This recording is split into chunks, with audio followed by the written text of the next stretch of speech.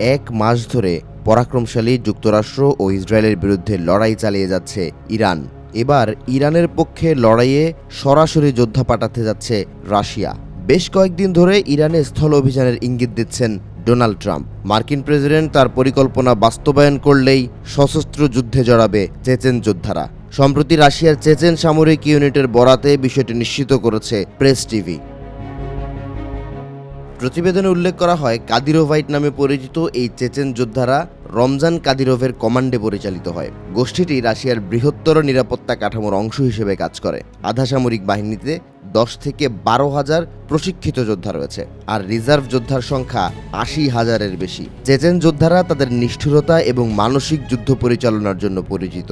Ukraine যুদ্ধের special operation, frontline support ও অভ্যন্তরীণ নিরাপত্তার জন্য চেচেনদের ব্যবহার করে রাশিয়া। বাহিনীটির হাতে রয়েছে T-72B3 এবং T-90 ট্যাঙ্ক।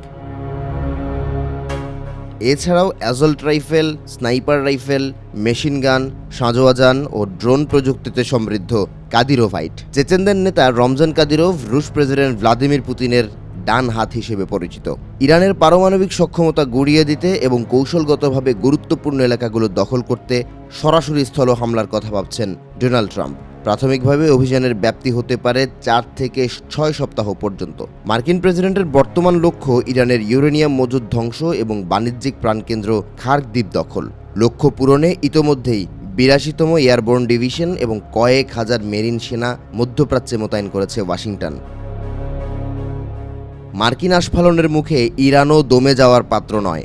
দেশটির সামরিক কর্মকর্তারা সাফ জানিয়ে দিয়েছেন, ইরানের মাটিতে পা রাখা যে কোনো আগ্রাসীর পা কেটে ফেলা হবে। শুধু দূরপাল্লার হামলা নয়, বরং মার্কিন স্পেশাল ফোর্সের সরাসরি অনুপ্রবেশ ঠেকানোর জন্য পদাতিক যুদ্ধ প্রস্তুতিও সেরে রাখছে ইসলামিক প্রজাতন্ত্র।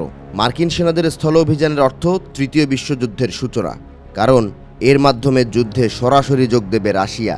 বিপরীতে যুক্তরাষ্ট্রকে সহায়তায় এগিয়ে আসবে পশ্চিমারা। যদিও অতীত ইতিহাস বলছে, স্থল অভিযানের ক্ষেত্রে যুক্তরাষ্ট্রের ব্যর্থতার পাল্লাই ভারী। ভিয়েতনাম এবং আফগানিস্তানের রণাঙ্গনে পরাজয়ের স্মৃতি এখনও মার্কিনদের মনের ক্ষত সারিয়ে তুলতে পারেনি।